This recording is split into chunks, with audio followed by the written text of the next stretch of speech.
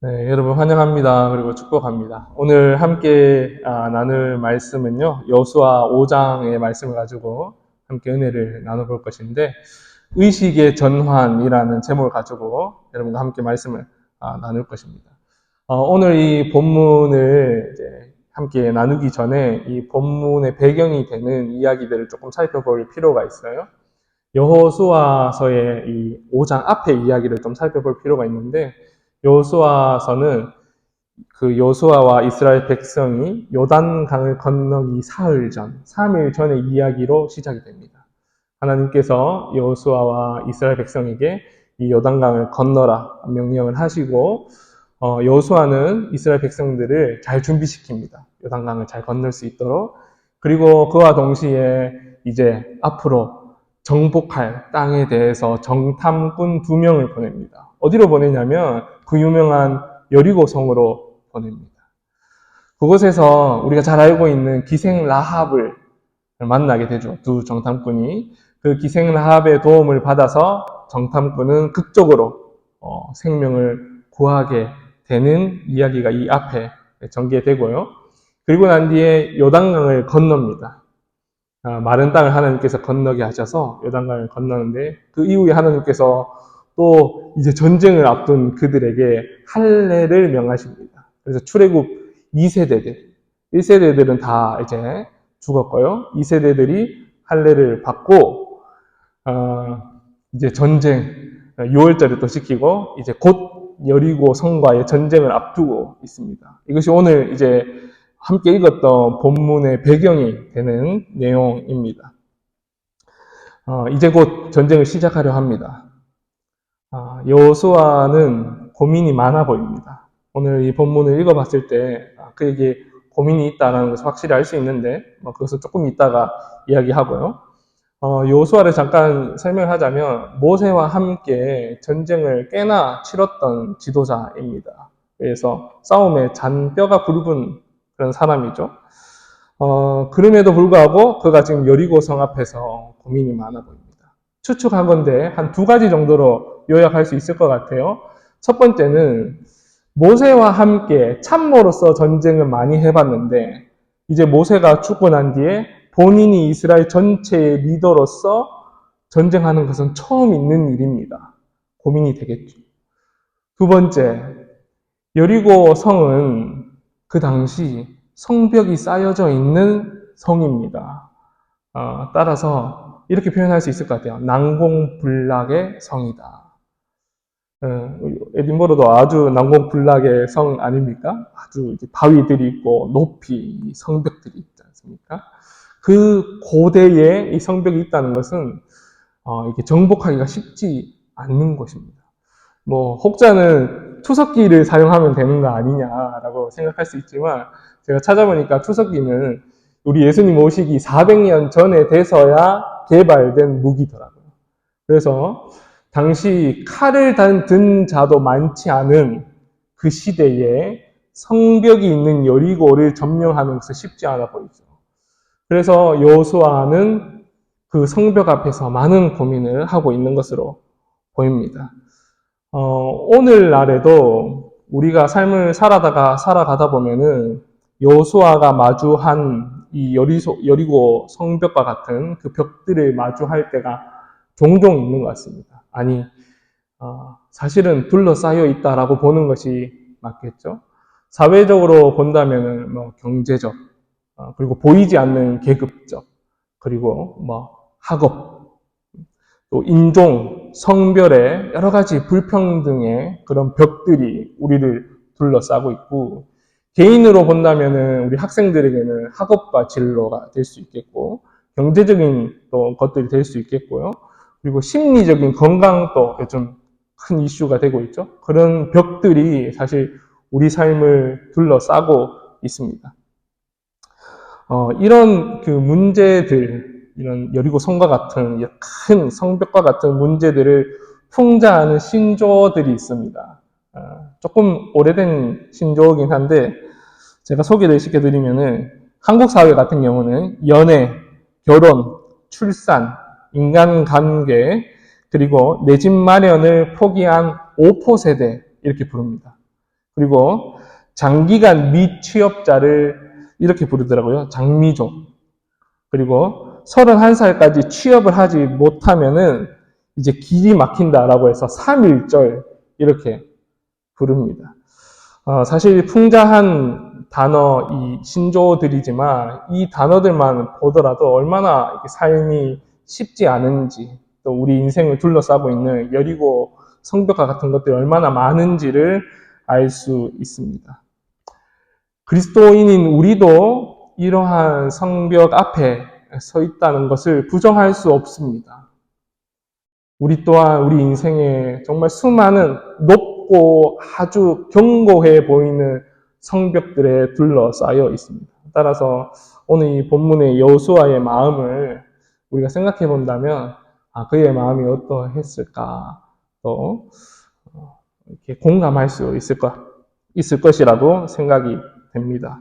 오늘 13절 보시면은 여호수아는 여리고 성 근처에 이제 다다랐습니다. 그리고는 눈을 들어서 이제 보니까 특이한 장면이 나와요. 칼을 든 사람이 여호수아 앞에 서 있는 것입니다.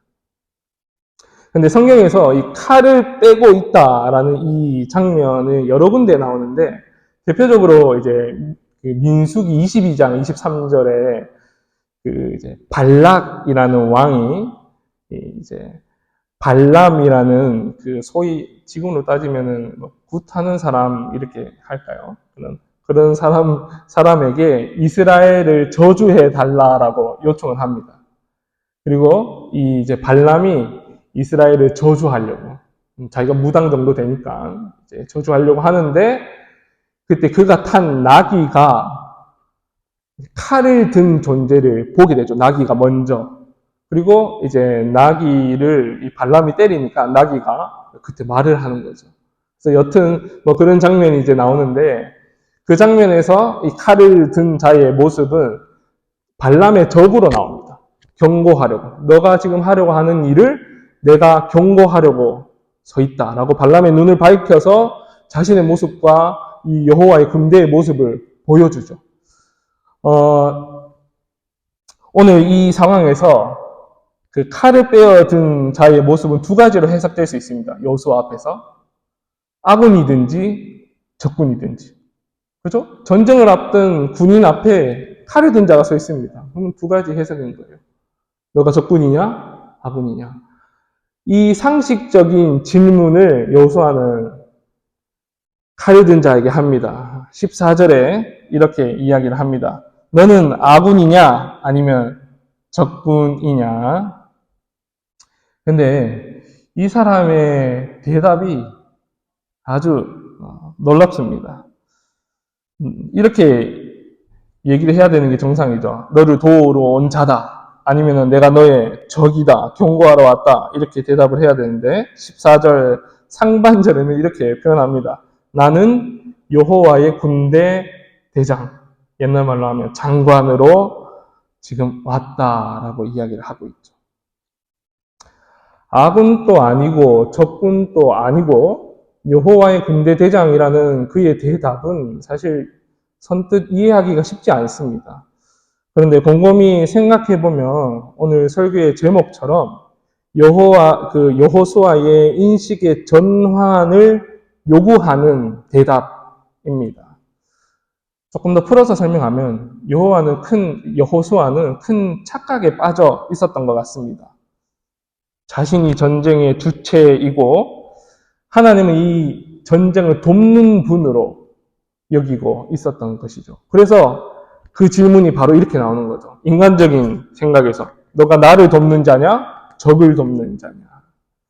근데 이 여호와의 군대 대장의 대답은 여호수아의 생각 자체를 180도 바꿔버립니다. 즉 그의 대답이 이런 것입니다. 이 전쟁은 너의 전쟁이 아니라 나의 전쟁이다. 네가 싸우는 것이 아니라 내가 싸우는 것이다.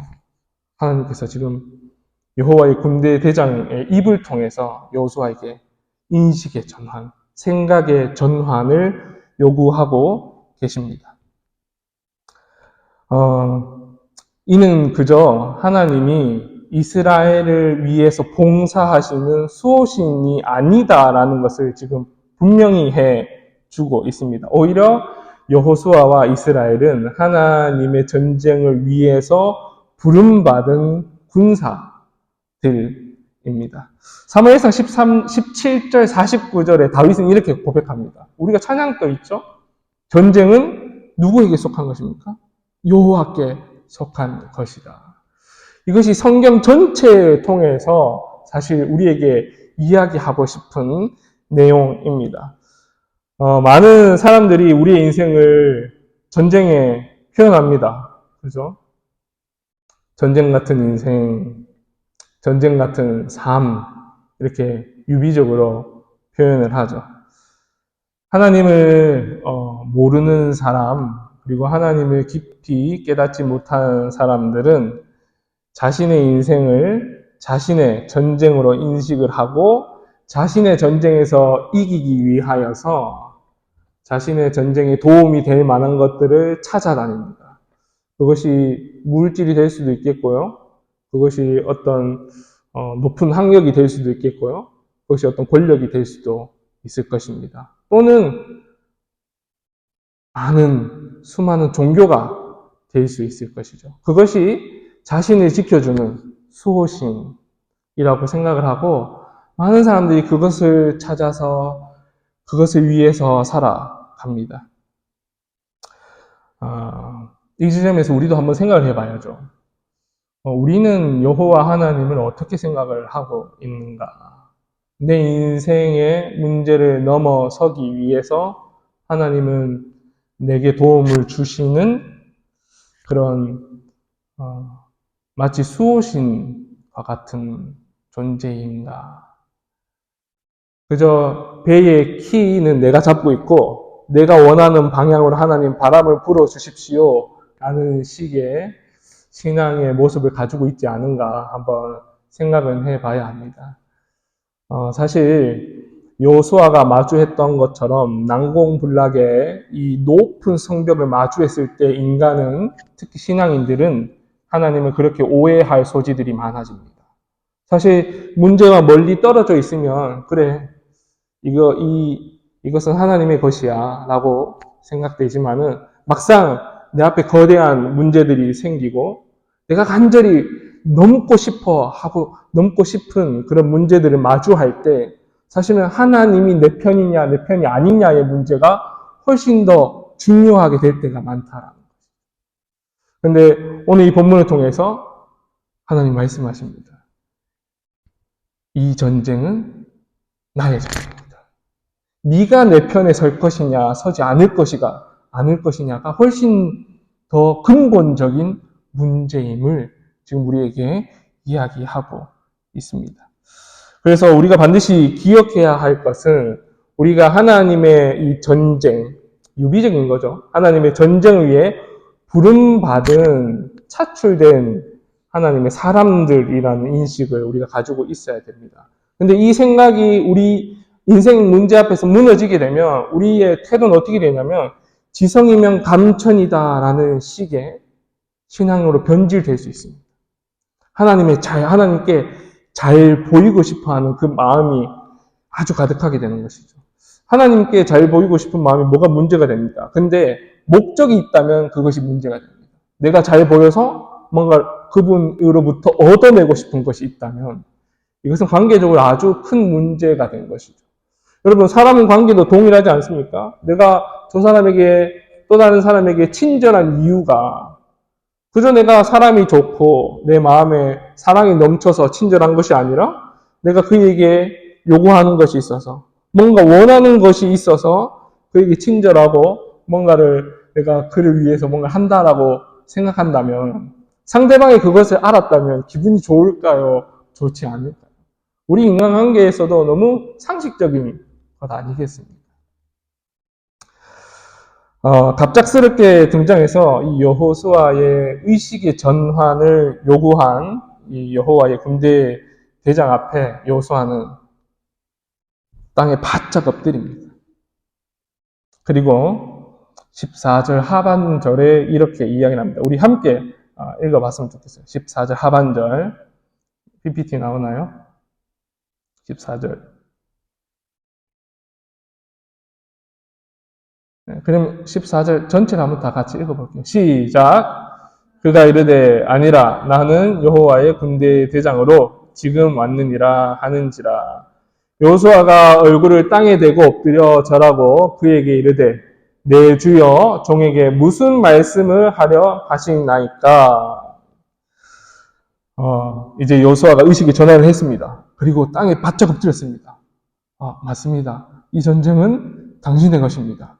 그리고 종에게 말씀하십시오 라고 했는데 여호와의 군대 대장이 또 의아한 요구를 합니다. 이렇게 얘기합니다. 15절입니다. 여호와의 군대 대장이 여호수아에게 이르되 내 발에서 신을 벗으라. 네가 선 곳은 거룩하니라 하니. 여호와의 군대 대장이 하나님을 대신해서 왔어요. 그래서 그 땅이 하나님의 땅이라는 그 거룩성에 대해서는 알겠어요. 땅이 여호와의 군대 대장이 여호와를 대표해서 왔으니 그 땅이 거룩한 건 아닌가 이해가 됩니다. 근데 그 뒤에의 요구 조건이 잘 이해가 되지 않습니다. 신을 벗으라. 모세에게도 동일한 요구를 하셨죠. 신을 벗으라. 이 앞에서 신을 벗는 것이 뭐가 그렇게 중요한 일입니까? 왜 그 여호와 앞에서 신을 벗어야 합니까?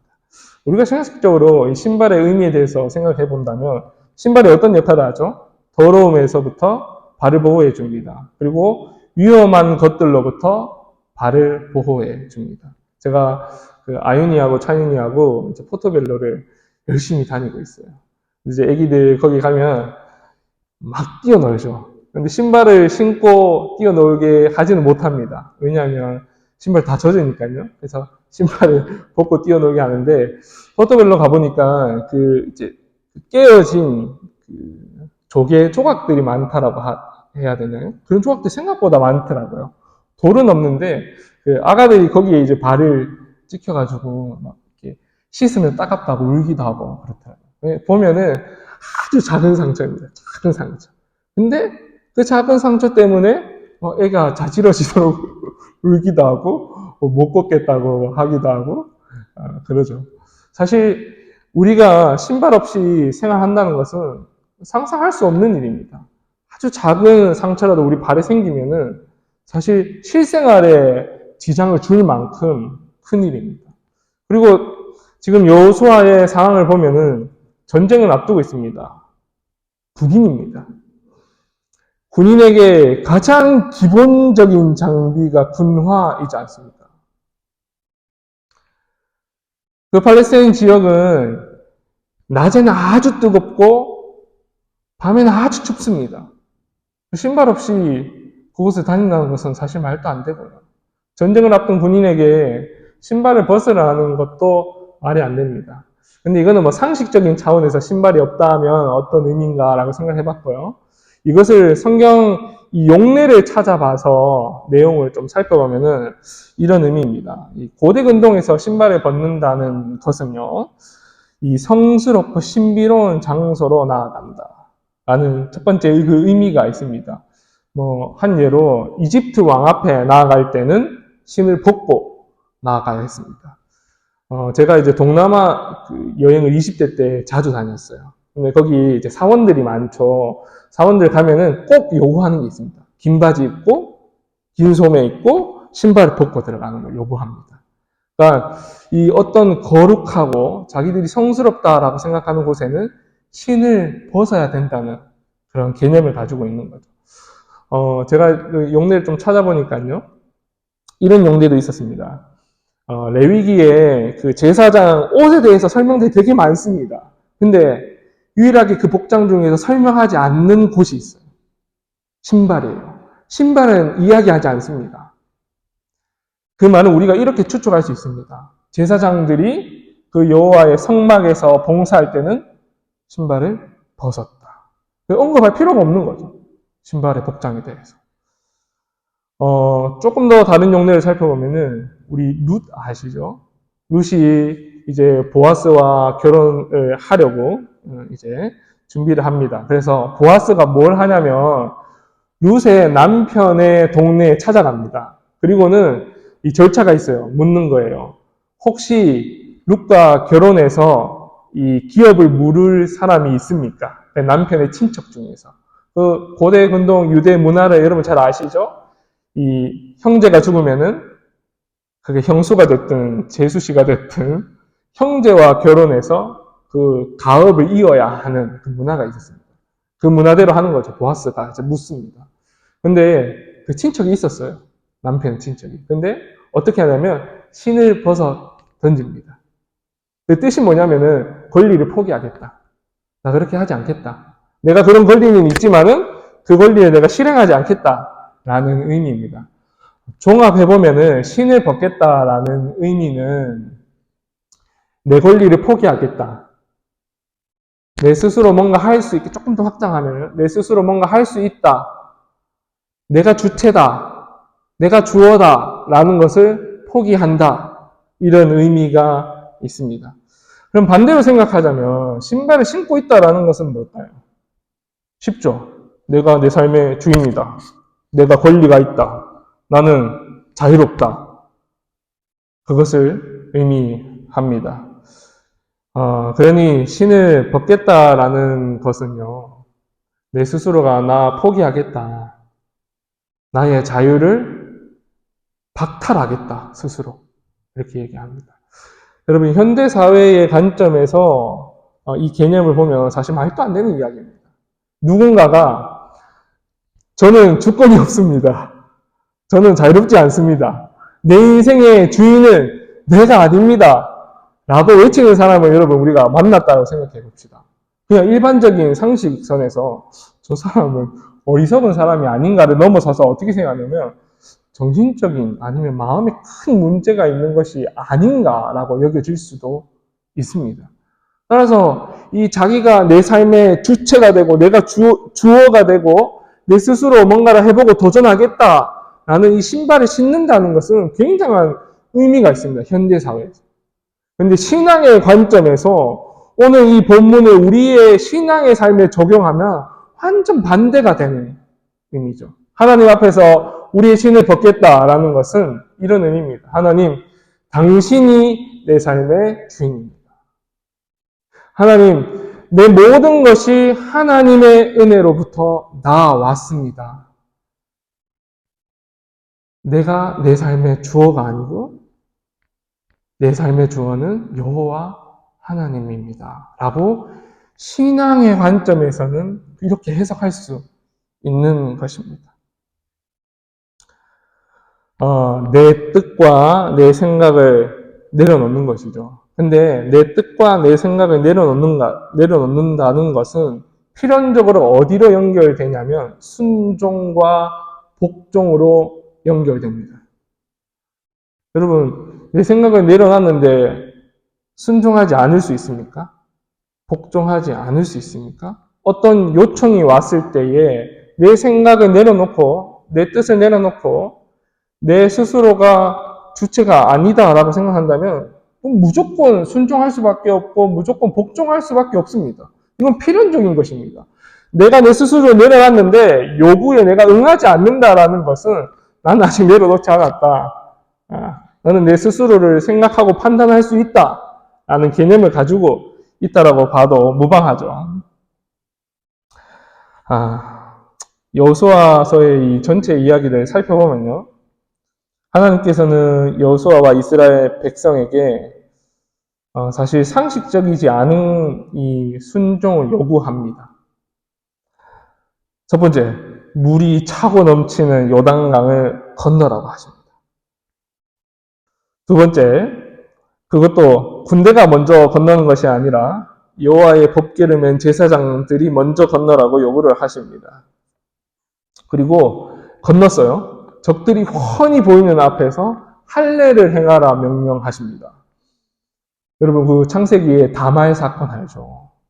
그 이방 민족이 다말을 욕보이지 않았습니까? 그래서 그의 형제들이 어떻게 했습니까? 이방 족속에게 가서 할례를 받으면 다말하고 혼인시켜 주겠다라고 얘기해서 할례를 받고 난 뒤에 완전 이렇게 몰살시켜 버렸지 않습니까? 그 예를 이들도 알고 있겠죠. 할례를 한다는 것은 전쟁을 앞둔 군대에게 치명적입니다. 근데 하나님 말도 안 되는 요구를 계속 하시죠. 할례를 행하라. 여리고성을 우리가 어떻게 점령했는지 아시죠? 결국은 칼의 싸움이 아니었죠. 돌았습니다, 계속. 근데 무너졌습니다. 말이 안 되는 요구를 하나님께서 계속 하십니다. 그러나 여호수아와 이스라엘은 이 하나님의 요구, 상식적이지 않은 하나님의 명령에 순종합니다. 신을 벗습니다. 그리고 그분의 승리 속에서 자신의 인생의 승리도 경험하게 됩니다. 이제 말씀을 조금 이렇게 정리를 하겠습니다. 우리는 수많은 인생의 벽 앞에 섭니다. 그리고 때때로는 이 여호수아와 같은 반응, 하나님이 내 편입니까? 아닙니까? 라는 그런 고민과 생각을 할 때도 있습니다. 그러나 오늘 본문에서 여호와의 군대 대장이 여호수아의 의식을 전환했던 이 대답을 우리가 기억해야 합니다. 그럴 때마다. 마음이 이 문제 앞에서 조급해지고 이것이 넘고 싶은 간절한 마음이 있을 때 오히려 우리는 이 하나님의 말씀을 기억함으로써 하나님이 내 편이 되고 안 되고의 문제가 아니라 내가 하나님 편에 서고 안 서고의 문제의 이 인식의 전환, 이것을 아주 중요하게 생각을 해야 합니다. 하나님은 우리의 인생을 위해서 존재하시는 분이 아닙니다. 저도 이 에딘버러 1년 조금 넘게 살면서 부끄러운 이야기지만 여러 가지 개인의 문제 앞에서 하나님 꼭 도와주셔야 합니다. 돌이켜보면 내가 내 앞 미래의 주체이고 하나님이 내 인생을 내가 이끌어가는데 도움을 주시는 분으로 참 여기고 기도했던 그런 모습들도 많이 있었구나라고 설교 준비하면서도 생각을 하게 되더라고요. 오히려 우리가 하나님의 영광을 위해서 존재합니다. 그리고 우리는 그리스도인으로서 그 하나님의 영광이 우리의 삶의 궁극적인 목적이요 기쁨임을 고백할 수 있습니다. 우리는 여호수아와 같이 이 여호와의 전쟁에 차출된 군사들입니다. 바울도 디모데후서 3장에서 이렇게 얘기합니다. 너희는 예수 그리스도의 좋은 군사라. 따라서 모세와 여호수아처럼 하나님 말씀에 순종하여 먼저 신발을 벗지 않으면 결코 우리는 우리 인생의 전쟁에서 이길 수 없다라는 것을 깨달아야 합니다. 때로는 하나님은 우리에게 우리의 상식 수준의 것을 벗어나는 요구들을 하십니다. 내 생각으로는 이렇게 해야지 뭔가 될 것 같은데 하나님은 자꾸 그 방향이 아니라 이렇게 하면 안 될 것 같은 방향으로 이끄십니다. 이것을 내려놓으면 모든 것이 무너질 것 같은데 하나님은 자꾸 내려놓는 방향으로 우리를 이끌어 가십니다. 사실 성경은 이렇게 상식적이지 않는 하나님의 요구와 그에 따른 순종의 이야기로 가득 차 있습니다. 여호수아 예만 보더라도 제사장들이 법궤를 메고 요단강을 건널 때에 하나님은 그 말도 안 되는 요구에 순종하여서 마른 땅을 걷게 해 주셨습니다. 여리고성 아까 전에도 말씀드렸던 것처럼 창과 칼을 들고 싸운 것이 아니라 그 돌면서 그 문제를 해결하게 되었습니다. 조금 더 나아가 보면은 기브온 위에서 해가 머물고 야알론 골짜기에서 달이 머무는 그런 기적도 하나님의 말도 안 되는 요구에 순종함으로 이루어지게 되었습니다. 사실은 조금 더 생각해 보면 이것이 복음의 원리입니다. 예수 그리스도를 통해서 우리를 구원하시겠다. 하나님 아버지가 예수 그리스도에게 요구하십니다. 네가 죽음으로 하나님의 백성들, 하나님의 자녀들을 구원하여야 한다. 사실 상식적이지 않는 요구이지 않습니까?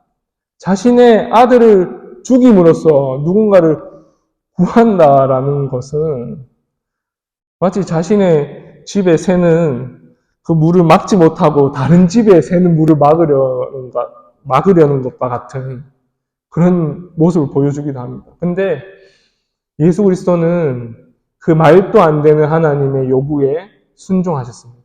그리고 그 순종으로 인하여서 정말 말도 안 되는 구원의 은혜가 우리 가운데 이루어졌습니다. 우리의 상식을 넘어서는 하나님의 요구와 그에 따른 순종은 복음의 이야기요, 예수 그리스도의 이야기요, 우리 믿음의 사람의 이야기인 줄 믿습니다. 각자 상황과 환경이 다르죠, 우리가. 그래서 오늘 저와 여러분에게 하나님이 신을 벗으라 하는 그 영역이 어딘지는 잘 모르겠습니다. 각자 아시겠죠? 따라서 우리가 사실 깊이 고민해 보아야 합니다. 하나님이 내 삶의 영역 어느 부분에서 신을 벗으라고 요구하고 계시는가? 하나님이 내 삶의 어느 부분에서 내 생각과는 다른 그 부분들을 요구하고 계시는가? 이것을 깊이 생각하고 고민할 줄 아는 믿음의 실력이 필요합니다. 그리고 그 고민 가운데서 그 부분을 찾았다면 여러분 기뻐하십시오. 왜냐하면 그것이 우리 믿음의 변곡점입니다. 그것을 순종하여 넘어갈 때 하나님이 우리 삶 가운데 행하시는 기이한 일들을 우리가 목도할 수 있고 이런 하나님을 경험한 일들이 많아지면 많아질수록 세상이 감당치 못할 그리스도인으로서 우리의 삶을 살아갈 수 있기 때문입니다. 사랑하는 은혜교회 성도 여러분, 하나님의 요구에 순종해 보시지 않겠습니까? 하나님의 요구에 복종해 보시지 않으시겠습니까? 우리는 보이는 것을 위해서 살아가는 존재들이 아니라 보이지 않는 영원한 것을 위해서 살아가는 존재임을 꼭 기억하시고 믿음의 변곡점을 뛰어넘을 수 있는 그런 의식의 전환을 가지기를 간절히 축원합니다.